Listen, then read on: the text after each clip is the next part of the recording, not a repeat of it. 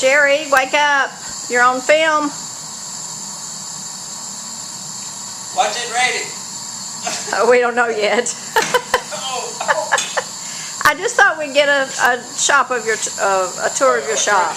Yeah. I can tell you what, I give everybody the $1 tour. Okay, that's about what. 10-minute tour. This is just a $1 tour of just the forging room, because it will take hours and hours to go through this whole shop. So we'll just spend 10 minutes here on the forging room. All right, if you look on the far wall, that's where the sign says, the pointy end always goes away from you. That is the very basics of knife making and knife collecting. Always remember, the pointy end goes away from you. All right, if you'll just follow me, I'll just give you a quick tour. Can we shut that door? What? All right, let me shut this door.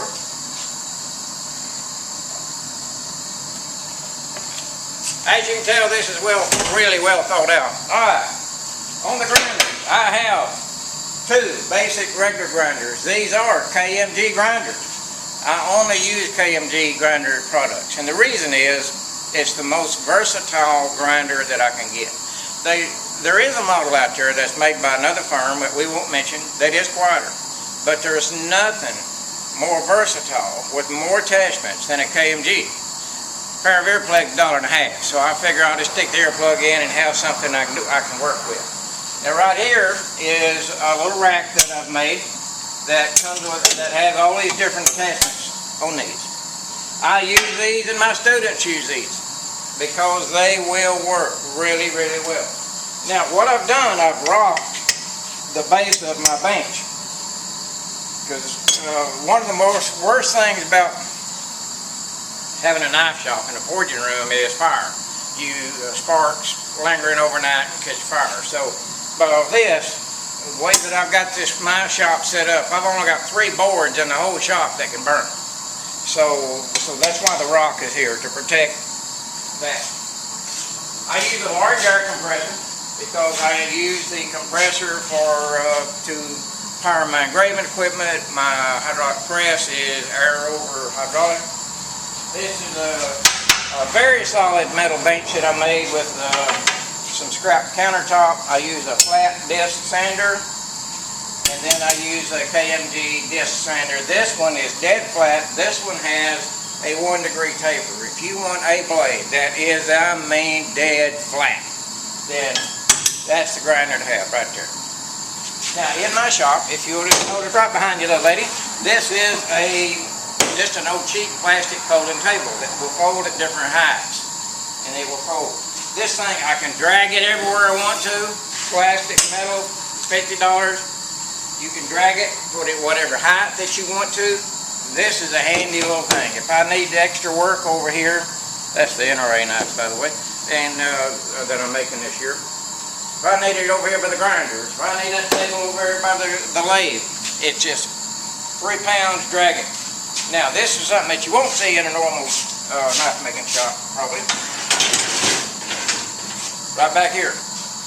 This is a small portable Ventura forge that I made years ago. I can hook a 5-pound bottle to it for your barbecue grill, and it'll run 3 days on that. I can take it down to the county park, not have to worry about electricity.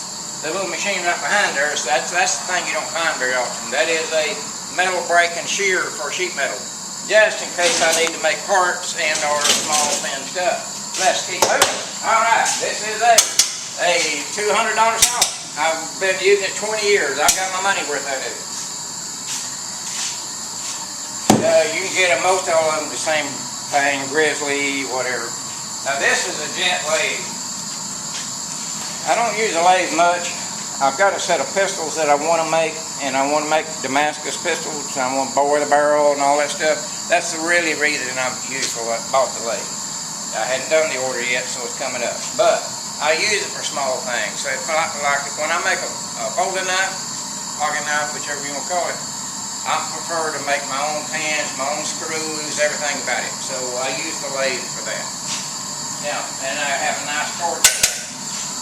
Now this right here is a keel. This is only half of it. This particular keel can run as an atmospheric keel, or it can run as a salt bath.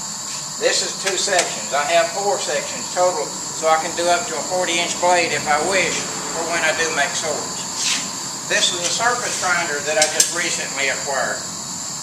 I'm still learning. Got automatic feed and etc. So it will make things surface grinder. So it works really well. Keep moving, little lady. Keep moving. Okay, what over here? What we got? What we have here is an anvil. What? Let's just keep on going and we'll come back here. Alright. This is just an old bench. This is I think it's a Mig Welder. And over here is a TIG welder. I use this one the least of all. But there are some things that only that will do. For instance, if I'm making a silver sheath or something thin that I need to join the parts on, that's an excellent thing. If I'm putting bolsters on the frame handle, then that allows me to TIG weld that up.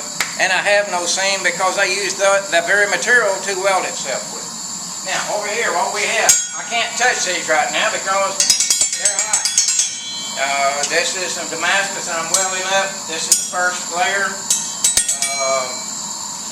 This particular one right here will eventually be going to China. This one is going, I don't even remember where it's going. But these will be W patterns. So what I've got here is a bunch of handles set up. This is what's called the Hayes Torture Kit. It has, it'll be a 3-piece type pattern. These are small pieces that I've got left over. Again, it's hot and I'm not touching. Here's my steel rack that I made. I have my 15-20, my round bar I have 5160 and W2 round bar. Because the times that I do make carbon steel, I really prefer round bar. Well, let's keep moving. All right, you little lady, if you'll come right over here, I'll show you for the dollar tour. All right, now what? Yes, if you'll click that on my board, this is a 16-inch pipe. It's line. I prefer NC2 cords when I can, but mine's not in good shape right now, so I'm using my old homemade one to make the master with. This is an anvil. This is the only anvil that you will see made from the manufacturer with my name cast on it. And it's a Bioware's anvil. And this particular one is the only one made. The reason is, he was going into business to make them. This was the first one. He said it's too much trouble and he went out in the anvil business. So it's the only Bioware's anvil in existence and the only one with my name on it. Now, this thing right here, this is a hydraulic press. It is a 50-ton air-over hydraulic press made by Ken Nicholson. It is a doozy, people, let me tell you. This is a 110-pound Say-Hi air hammer. Made in over Turkey years ago, Knothead, I can't remember his name right now.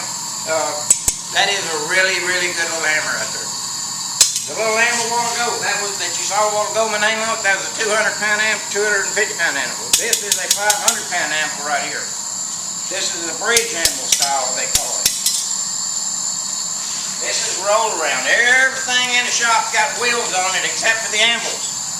So I can roll the 40s. I can roll everything I need to do, and then I need to go back to sleep because I'm getting tired. We'll continue this again another day. Good night, y'all.